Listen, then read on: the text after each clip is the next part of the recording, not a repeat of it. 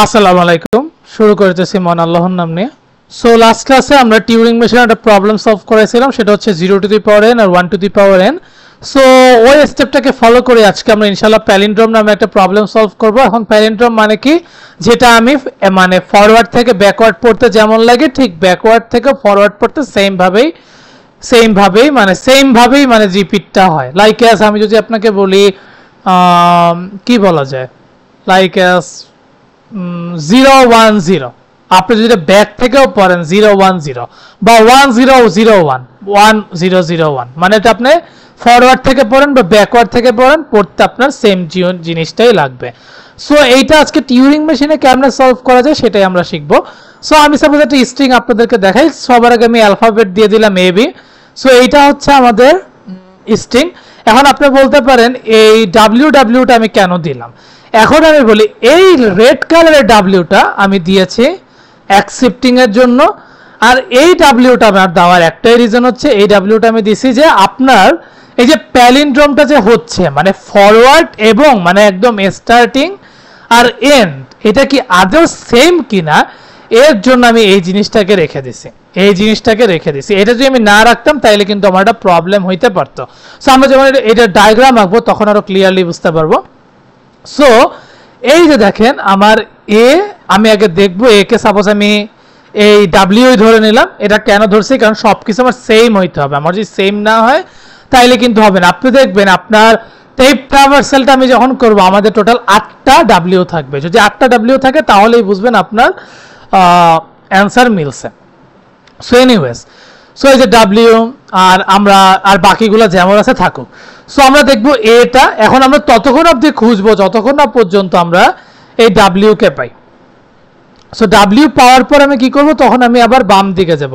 So বাম দিকে যে দেখবো যদি আমি এ পাই তাহলে আমি বুঝবো যে আমার এই যে আমি প্যালিন্ড্রোমের সাথে আছি, আদারওয়াইজ কিন্তু জিনিসটা আমাকে ব্রেক করতে হবে। সো রাইট নাও এখন আসেন আমরা প্রবলেমটা সলভ করি। প্রবলেমটা এখন আমরা সলভ করব। সো সাপোজ এই যে আমাদের এখন এটা, সো সবার আগে আমি কি করব, সবার আগে আমরা এটাকে ধরে নিব লাইক দিস। এই যে আমরা এটাকে সাপোজ ধরে নিলাম। এখন এরকম কেন হচ্ছে আমি এটা পরে আপনাকে বলতেছি, আগে এটাকে নিয়ে কাজ করি। এ যখন আমি পাবো তখন আমি ডাব্লিউ দিব এবং ডানে যেতে থাকবো। এখানে আমি বিও পাইতে পারি, এও পাইতে পারি। সো এর জন্য আমি এ কেও রাইট দিছি, বি কেও রাইট দিছি। সো এখন আমি কি করব, খুঁজতে থাকবো ও ডাব্লিউটা। যখন আমি ডাব্লিউটাকে পাবো, ডাব্লিউটাকে ডাব্লিউ রেখেই আমি লেফটে যেতে থাকবো লাইক দিস। ডাব্লিউটাকে ডাব্লিউ পেই আমি লেফটে যেতে থাকবো। আফটার দ্যাট আমি এ খুঁজবো, এ যখন পাবো আমি এটাকে ডাব্লিউ রেখে দেন লেফটে যাব। এখন আপনার মনে কোশ্চেন জাগতে পারে, ভাই সব সময় যে এ থাকবে তা তো না, অনেক সময় তো অন্য কোনো ডিজিটও থাকতে পারে। অ্যাবসলিউটলি থাকতে পারে। এখন সাপোজ আপনার ডাব্লিউ পাওয়ার পর এ না পেয়ে আপনি বি পাইছেন অথবা ওমে মানে ডাব্লিউ পাইছে, তখন আপনি কি করবেন।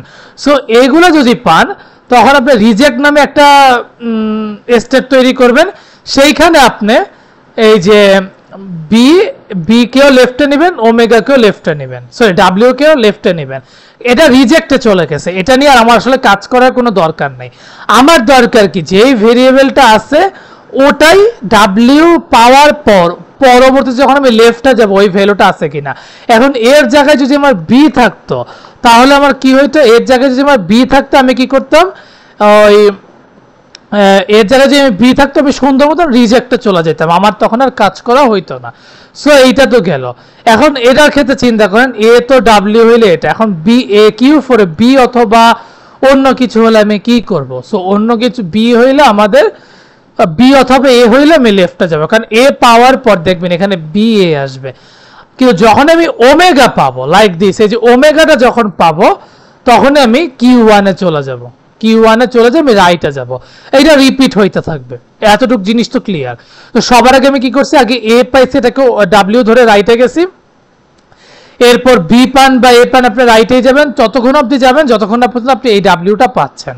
সো ডাব্লিউটা পাওয়ার পর আমরা সুন্দর মতন আমরা কি করলাম, এই ডাব্লিউটাকে ডাব্লিউ ধরে লেফটে গেলাম, দেন আমরা এ ধরলাম, এটাকে পাইছি, ওটাকেও ডাব্লিউ ধরে এলে গেলাম। কিন্তু যদি আমি বি অথবা এ পাইতাম, সরি বি বা ডাব্লিউ পাইতাম, এটা রিজেক্টে চলে যাইতো।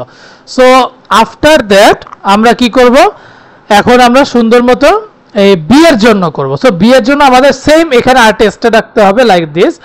বি যদি পাই সেম রিপিটটাই হবে লাইক দিস। এই যে এ হইলে রাইটে যাবে, বি হইলে রাইটে যাবে, দেন আমরা ওমেগা পাইলে এরকম, সরি ডাব্লিউ পাইলে এরকম, বি পাইলে এমন। যদি আমরা এ অথবা ডাব্লিউ পাইতাম তাহলে আমরা রিজেক্টে চলে যাইতাম লাইক দিস। এখন এরকম হইলো, এখন বি তো ওমেগা, বি পাইলে ওমেগা দিব, সরি ডাব্লিউ দিব।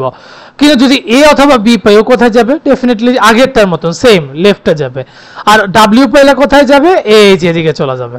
ঠিক আছে, এই যে আমাদের ডান হয়ে গেল। এখনো কিন্তু শেষ হয় নাই, আমাদের এখন অ্যাকসেপ্টিং স্টেটটা বাকি। সো যখন আমি এই ডাব্লিউটা পাবো, যখন আমি ডাব্লিউ পেয়ে যাব, তখন আমি ডাব্লিউ কে রাইট করতে করতে অ্যাকসেপ্টিং স্টেটে চলে যাব, একদম শেষ ডাব্লিউটাকে ধরে আমি অ্যাকসেপ্টিং এ চলে যাব। সো এটাই হলো আমাদের ডায়াগ্রাম অফ প্যালিন্ড্রোম। এখন আসেন আমরা টেপ ট্রাভার্সালটা করি। সো আমি আপনাদেরকে বলবো যে বা যারা ডায়াগ্রামটা আঁকেন নাই তার আগে আঁকবেন, এরপর আমার এই টেপ ট্রাভার্সালটা দেখবেন। তার আগে আপনারা ভিডিওটা পজ করে রেখে দেবেন। সো প্রথমত আমি বলছিলাম যে Q1 A B A এগুলো রাখবো। দেন Q1 A হলে কোথায় যায়? আমি বলছিলাম Q2 তে যায়, এটাকে কি ধরে নিব? ওমেগা মানে W ধরে নিব। So Q2 B A B A। এখন Q2 B হলে কোথায় যায়? ডেফিনেটলি আপনার করে স্কিপ করতে হবে। Q2 A হলে স্কিপ করতে হবে, এ আবার এ হলে স্কিপ করতে হবে, বি হলে স্কিপ করতে হবে, এ হলে স্কিপ করতে হবে। Q2 যখন মানে ও W পায় তখন ও লেফট সাইডে যায়। সো Q3 A হয়। এখন Q3 যখন A হয় তখন ও Q4 এ যায়।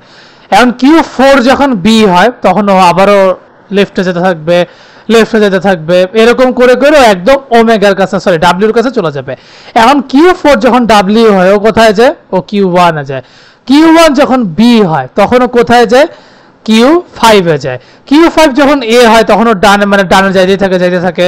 এট দ্য এন্ডে যে Q5 ও W পাইছে। সো W পাইলেও কি হবে? ও W পাইলে বামে যাবে। সো বামে পাইলেও Q6 এ গেছে। Q6 B পাইলে কি হয়? Q7 হয়। আর এটাকে কিন্তু আবার W ধরে লেফটে যাইতে হবে। এই যে ধরলাম, এখন আমি Q7 আবারও W তে যাচ্ছি। এই যে গেলাম, এই যে চলে গেলাম W তে। এখন Q7 যখন W পাবে কোথায় যাবে? Q1 এ যাবে।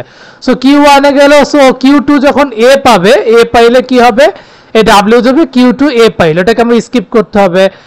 Q2 আবার W পাইলে ওটাকে আবার বাম পাশে নিতে হবে। এই যে আমরা বাম পাশে এখনো নাই নিব এখন, এই যে এখন নিছি। সো Q3 যখন A পাইছে তখন আমরা কি করলাম? আবার ডান পাশে নিলাম Q4 W। সো Q4 যখন আমরা W, আমি একটা কথা বলি, এই তিনটা লাইন, এই একটা লাইন, এই যে এই লাইনটা, এই লাইন আর এই যে উপরের দুইটা লাইন আপনাদের না করলে চলবে, এটা আসলে রিপিটেড হয়ে গেছে, তার জন্য আমি সরি। সো Q4 যখন W হবে ও কোথায় যাবে? Q1 এ যাবে। Q1 এ যে এখন দেখবে যে বারবার W হইতেছে, তাইলে ও কি করবে? যেতে যেতে যেতে যেতে Q অ্যাকসেপ্টিং এ চলে যাবে। সো এটাই হচ্ছে আমাদের টেপ ট্রাভার্সাল। সো দেখেন তো এখানে আমাদের 8টা W আছে কিনা? 1 2 3 4 5 6 7 8টা কি W আছে। সো এটা আমাদের সঠিক। সো আমরা প্যালিন্ড্রোমটা শিখে ফেললাম। সো নেক্সট ক্লাসে ইনশাআল্লাহ আমরা k = i * j কেমনে করতে হয় সেটা করে দেখাবো। দেন আমি আরেকবার রিপিট করে আমি বলেছিলাম যে আপনারা কাইন্ডলি আমাকে জানাবেন যে টিউরিং মেশিনের আপনাদের এমন কোনো প্রবলেম আছে কিনা যেটা সলভ করে দিলে আপনারা উপকৃত হবেন। আর আমি একবার বলবো যে আপনারা নিজেরা একটু ট্রাই করার চেষ্টা করবেন, না পারলে আমি তো আছি। সো আপনারা আমাকে একটু কমেন্ট বক্সে জানিয়ে দেবেন যে এটা আপনারা বুঝছেন কিনা, আর আপনাদের কোনো প্রবলেম নিজস্ব কোনো টিউরিং মেশিনের প্রবলেম আছে কিনা যেটা সলভ করাতে হবে সেটা আমাকে একটু কমেন্ট বক্সে জানিয়ে দেন। সো আজ এই পর্যন্তই, বেশি কথা বললাম না। কিপ প্র্যাকটিসিং, এন্ড যাওয়ার আগে একটাই কথা, keep faith on yourself and take a challenge. Thank you.